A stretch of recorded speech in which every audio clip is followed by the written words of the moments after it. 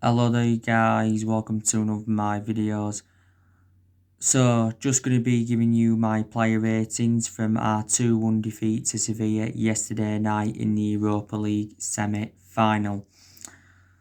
So, David De Gea, going to give him a 6 out of 10. Didn't really have much to do in the game. I think he had to make one good save and obviously did concede 2 goals. Now, I'm actually no surprised that Solskjaer selected David De Gea. I'd have actually thought he'd have stuck with Sergio Romero because, like I mentioned on my match reaction, Sergio Romero has played in all our League Cup games this season, and he's also played in all our FA Cup games prior to the semi-final, and he's played all our Europa League games, I think, prior to the game yesterday and that. Obviously, David De Gea has been a long servant at Manchester United. There's some Manchester United fans that have said, we should sell him in this summer transfer window. It would help us with our rebuilding process because I think, we'd get £60 million for David De Gea. We only paid just over £18 million to him from Atletico Madrid back in 2011. But like I've said to you before, De Gea's had 7 good years out of the 9 years he's been at Man United because in the last couple of years he has been a liability, reflecting on his calamitous mistakes. I think yesterday was De Gea's 450th appearance for Man United in all competitions, and he has made 300 odd appearances in the Premier League. But he's approached his 10th year now at the football club. Solskjaer has got a goalkeeping decision to make, obviously, for next season. I think personally Solskjaer's got to put Dean Henderson as number 1 for next season. Whether he does or not, I do not know. Solskjaer did recently say that Dean Henderson is not yet ready to become Man United's number 1. But Dean Henderson has now got that experience behind him because he's enjoyed 2 successful loans with Sheffield United. And I think he's been Sheffield United's player of the season. I heard that we have been in talks over getting Dean Henderson a new contract, and I believe we are still in talks at this moment in time. I heard as well that we could be loaning Dean Henderson out again for next season, but he won't be going back to Sheffield United. Main explanation is because Sheffield United have agreed to get Aaron Ramsdale from Bournemouth for 18.5 million. This bid has been accepted. But Solskjaer was saying prior to the Copenhagen game that we will find it extremely difficult to keep De Gea, Romero and Dean Henderson all at the football club for next season. So yeah. Wan-Bissaka, I'm going to give him a 5 out of 10. He had a poor game, did Wan-Bissaka. I thought he was caught out of position for both of Sevilla's goals. Looked exposed on that right-hand side quite a few times. And again, didn't show much attacking intent. And I thought some of his decision-making was quite poor. I think towards the end of the Premier League season anyway, Wan-Bissaka did look a bit off the pace. But I think for the vast majority of this season, has done very, very well. Don't forget, it was his first season at the football club. We got Wan-Bissaka in a deal worth £50 million from Crystal Palace last summer. It was quite obvious, we was going to select Wan-Bissaka for this game because obviously he's our first choice right back. And, we've got other options at right back. Obviously, we've got Diego Dalot. He's our backup right back, but I think he's going to be one of the players leaving Man United in this summer transfer window. Dalot. Fosu-Mensah, he's also another option at right back. He did come on in the game. Also to Ethan Laird, he's another option at right back. He recently got promoted into the senior squad. Victor Lindelof, I am going to give him a 5 out of 10. I thought he had a pretty poor game. He was definitely accountable for Sevilla's winner. Caught off guard. I thought Victor Lindelof looked very, very exposed at the back quite a few times and made quite a few mistakes. And like I said, Lindelof has been up and down this season. He's had some good games and he's also had some bad games. Obviously, we recommended Victor Lindelof in under the Jose Mourinho era. Obviously, we got him for £30 million from Benfica. He did struggle for that consistency in his first season, but last season, and obviously, this season that's just gone, a lot of aspects of his game have improved, but there's still improvements needed from Victor Lindelof. And with how poor Victor Lindelof's been, this is just this is why Man United are obviously, in search for a centre-half. Obviously, I still think he's a good centre-half, Lindelof, but he's just obviously, not a world-class centre-half. That's my element of concern, really. Harry Maguire, he's going to get a 4 out of 10. I thought he enjoyed a very, very poor game. Looks very, very exposed at the back. And like I said on Match Reaction, there's a lot of Manchester United fans now saying that Harry Maguire is not good enough to be the captain of the team because he doesn't show any leadership, let's be honest. So maybe we should consider giving the captaincy to someone else. I think Harry Maguire's enjoyed some good games this season for Man United, don't get me wrong. I think he scored 3 goals so far for the club. Obviously, he scored in the game against Norwich in the FA Cup quarter-final. He also scored in the game against Tranmere, and he scored in the 2-0 win at Chelsea back in February. It's been Harry Maguire's first season at the club. Obviously, we got him from Leicester last summer for £80 million. So he's the second most expensive sign at the club and the most expensive centre-half in the world. Brandon Williams, obviously, he was selected at left-back. Obviously, we had to select Brandon Williams because, obviously, Luke Shaw's out with an ankle injury and he's going to be out until next season, is Luke Shaw. And we are definitely not going to keep Luke Shaw as our first choice left-back for next season because, obviously, Luke Shaw's more experienced than Brandon Williams and that. But Williams has still enjoyed a good season, but I thought yesterday he weren't so good. Brandon Williams, obviously, I think was at the fault for one of Sevilla's goals. Looked exposed quite a few times. Did very little going forward, and I thought his decision making was actually quite poor. Brandon Williams, so he's going to get a 5 out of 10. Weren't too good. Fred, he's going to get a 7 out of 10. I thought Fred enjoyed a very, very good game for Man United. I thought his ball control, very, very good. Decision making, quite good. Looks very, very mobile. His passing ability was also very, very good. And I think Fred has enjoyed a good season for Man United. Obviously, during the Europa League campaign, he was getting, obviously, no starts. It was totally contrast towards the end of the Premier League season because towards the end of the Premier League season, Fred weren't getting them starts. Matic was getting there ahead of Fred and also to Scott McTominay. Obviously, Scott McTominay played no part yesterday, I don't think. But Fred's definitely confounded his critics wrong.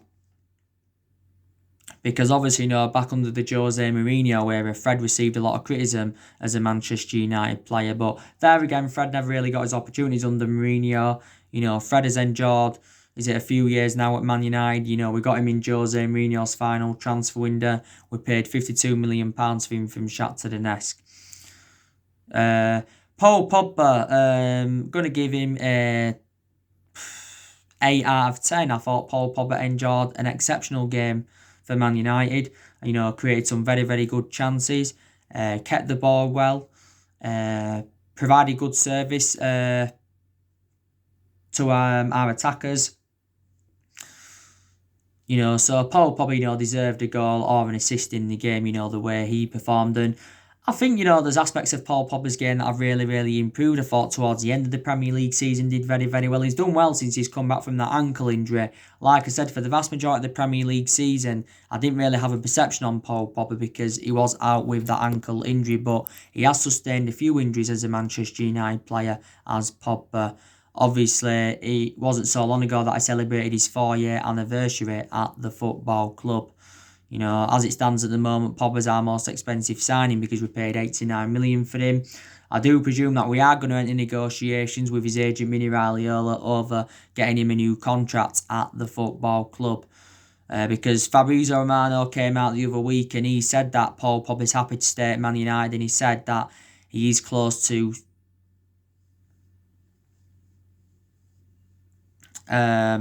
he said he was close to signing a new contract at Man United, but Romano said that Pogba, wants to stay. But he did say a few weeks before the season finished that, Pogba was close to signing a 5-year deal with Man United. Pogba's just got under a year left on his Man United contract, but the club do have an option to extend it for a further year. So we need to get him a new contract, to end the uncertainty over his future, because he has had a long-running transfer saga. But at one point, it was looking very, very imminent that he was going to be leaving the football club. Bruno Fernandes, I'm going to give him a 7 out of 10. I think Bruno Fernandes had a pretty good game. Obviously, scored the penalty. He's at 8 penalties out of 8 now. He has scored for Manchester United since his arrival from Sporting Lisbon. Bruno Fernandes has now got, 12 goals in all competitions as well. And he's definitely, made the difference in the team. He really, really has. Don't forget, Bruno Fernandes has won Player of the Month 3 times since he's coming as well. So that just indicates how consistent he has been. We got Bruno Fernandes in a deal with, was it 40-odd million, but could rise up to 60-odd million pounds, I think it mentioned. When we did sign him in January, Bruno Fernandes signed a 5.5-year deal at the football club. But yeah, I thought yesterday looked very, very composed, kept the ball well. So he had a pretty, pretty good game. Weren't the best player, but still had a good game. I'm going to give Marcus Rashford a 5 out of 10. I don't think Rashford was too good, to be quite honest. He weren't the worst player on the pitch, but weren't too good. Rashford's going through a difficult time at the moment. I don't think he looks, fully fit, because obviously, did look a bit fatigued towards the end of the Premier League season. Don't forget, Rashford was out with a back injury for, a few months. And I don't think he made the best of starts to the season. Throughout the course of this season, Rashford has been playing on that left-hand side. He did have some good chances in the game, did Rashford, but I thought his finishing was very, very poor. I still think Rashford's a foreseeable future for Man United.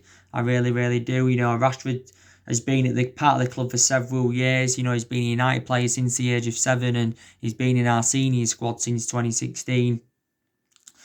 But yeah, weren't at his best. But Rashford, was the one that won us the penalty, because obviously he got fouled from Diego Carlos. Mason Greenwood, I'm going to give him a 7 out of 10. I thought Greenwood had a good game. Don't forget, I had that big chance, to make it 2-1. Obviously, didn't convert the chance. Mason Greenwood's enjoyed a pretty good season for Man United. Obviously, it was his first full season in the senior squad, and he has looked very, very effective on that right-hand side.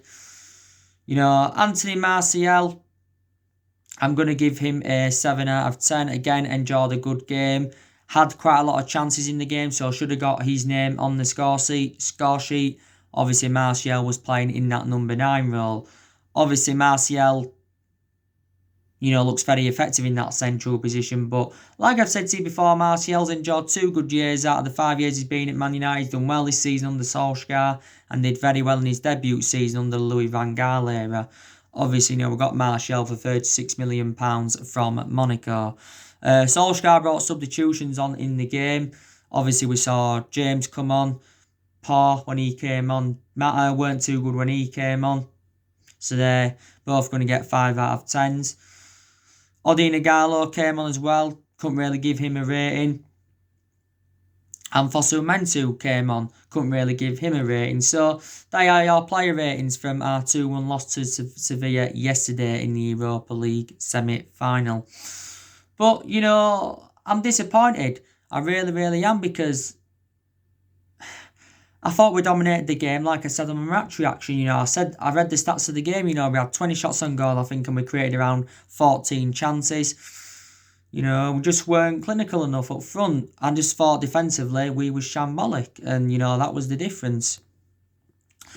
But another one of the main explanations why I'm disappointed is because I wanted us to get to the Europa League final. I obviously wanted us to win the Europa League, because obviously it'd have been our first trophy under the Ole Gunnar Solskjaer era.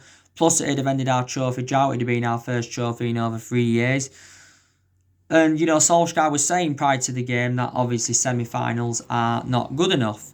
It is our 3rd semi-final defeat this season, because we also got knocked out of the EFL Cup semi-final by, was it Man City? And we lost in the FA Cup semi-final to Chelsea. And it is now our 3rd season in a row without a major honour. So obviously, that's very, very disappointing. It really, really is.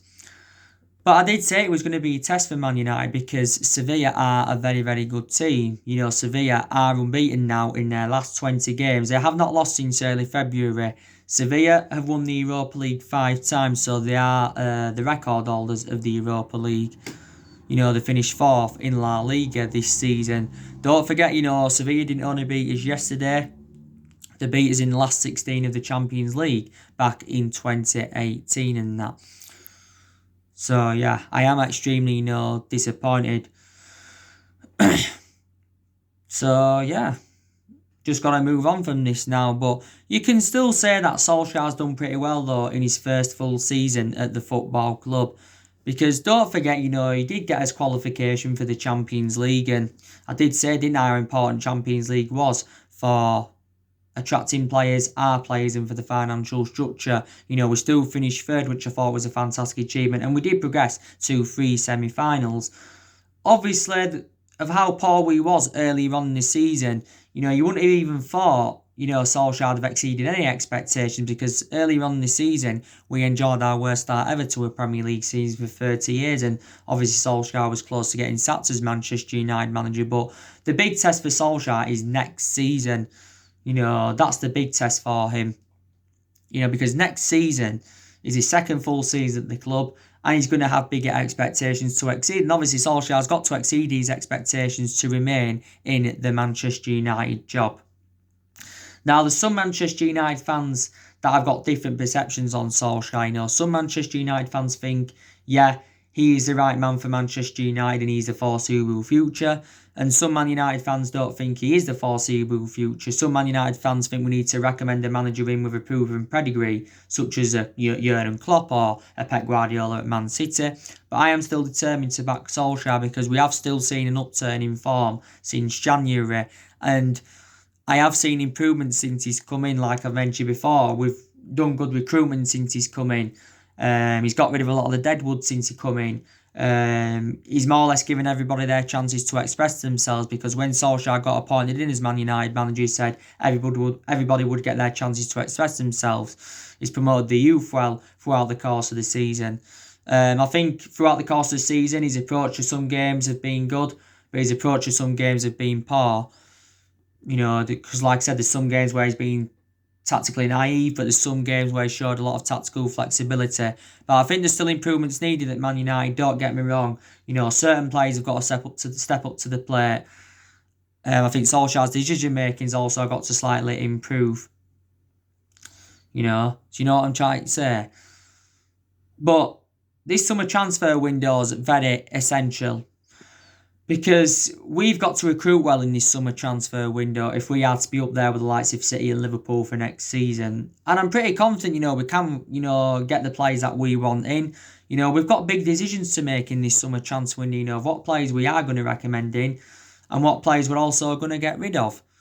Solskjaer's already said, he wants to make at least 3 signings in this summer transfer window. He's obviously, identified the areas in the squad where he does want to strengthen up. Following the defeats yesterday to Sevilla,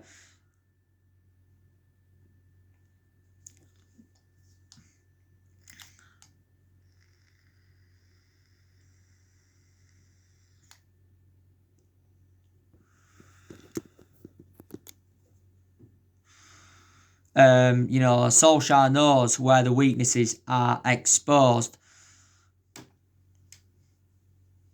And he said, our young players have plenty to learn for closing out games and achieving consistency in that. So this is, where Solskjaer is getting at.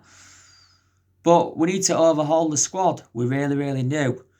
We really, really need to overhaul the squad. And so far at the football club, Solskjaer spent just over £200 million. And this summer transfer window is his 4th transfer window as Manchester United manager. But the players that are on our agenda, obviously Sancho, we're still looking to get him. He's our number 1 priority target. Jack Grealish, he's on our agenda. Gabriel Magalhaes from Lille, he's on our agenda. Kalidou Koulibaly from Napoli, he's on our agenda. We're looking at a lot of alternatives to Jadon Sancho. So who should Man United sign this summer transfer window? We know we've got our first sign on the board through Filip Stevanovic from Partizan Belgrade. We've obviously got him for €12 million. Fabrizio Romano confirmed this recently, and reports were stemming from Republica saying that we've got him on the board.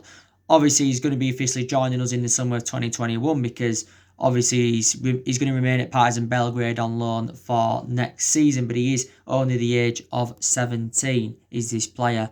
But earlier on in Ole Gunnar Solskjaer's managerial career, he had worked out his transfer strategy, and he says, he wants to recruit young British talents to Manchester United.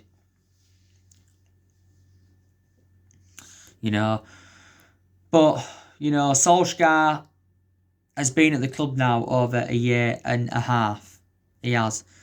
And he's going to find it hard, and any Manchester United manager, or any manager in general, is going to find it hard to replicate Ferguson's legacy.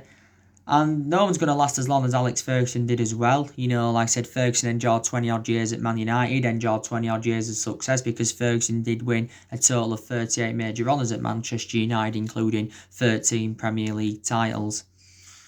And, like I said, we are the most successful team in Premier League history because we have won 20 titles and 13 of them are Premier Leagues, but we have not won the Premier League since 2013. So this has been our 7th season we have failed to mount any kind of title challenge up. But, we've still got to get rid of more of the deadwood. Like I said, the players I expect to leave in this summer transfer window is Jesse Lingard, Andres Pereira, you know that he's leaving. I'll give you the news on him. Smalling, Rojo, Jones, I also expect them to go. Diego Dalot, I also expect Manchester United to get rid of him. But our transfer budget will increase when we get rid of players. I heard that we've got around 140 million to spend in this summer transfer window. But Solskjaer's made his transfer demand to the board, saying that he wants Man United to spend big in this summer transfer window. This is, what he does want. We have extended a lot of players' contracts since Solskjaer came into the club. Obviously, we still face a dilemma, though, regarding the contracts, because we still got around, 7 or 8 players' contracts that are due to expire next year. But signings are definitely needed at Man United. Obviously, the summer transfer window, is it been open now a few weeks or nearly a couple of weeks? And, we've seen signings already made. Chelsea are recruiting well. Liverpool have signed a couple of players, haven't they? You've got Man City, they've made some good signings. You've got Arsenal, they've just recently got Willian on a free. So there you go. So teams around us, are recruiting. So this is something else, Manchester United have got to look out for. Obviously, I give you the news on Chong yesterday. He's joined Werder Bremen on a 10-month loan because he joined their pre-season training camp yesterday. I said he's going to loan a few players out, obviously, so they can get regular first-team football. But, yeah, nothing much more to really say, guys. But obviously, Solskjaer is our 4th permanent manager since the Ferguson era. Like I said, 3 managers have been sacked since Ferguson. We're not known as a sacking club. We sacked Moyes, we sacked Van Gaal, and we sacked Jose Mourinho. But in the last 7 years, we have spent nearly £1 billion on players. We have had different managers with different philosophies. We've recruited a good 32, 33 players in since Ferguson left. I think a lot of the players we have brought in over the years haven't been the right calibre players for Man United. But there again, there's some players who we've brought in reality who we shouldn't have got rid of. I think we've made mistakes in the last 7 years. That's one of the main explanations why we've been so inconsistent. But there's been a lot of problems, hasn't there? And with the club's ownership, the Glazers for several years. There's also been a lot of problems with Ed Woodward and that. Like I said, Solskjaer needs time. He does need time because, like I said, he's still in the process of rebuilding. He's inheriting players here from the Mourinho, Van Gaal and Moyes and still the Ferguson era. But yeah, we shall see what happens anyway. So anyway, guys, that's everything to update you today. Drop your comments, likes below on the channel. If you do, consider subscribe as always and take care. God bless and I'll see you all again very, very soon.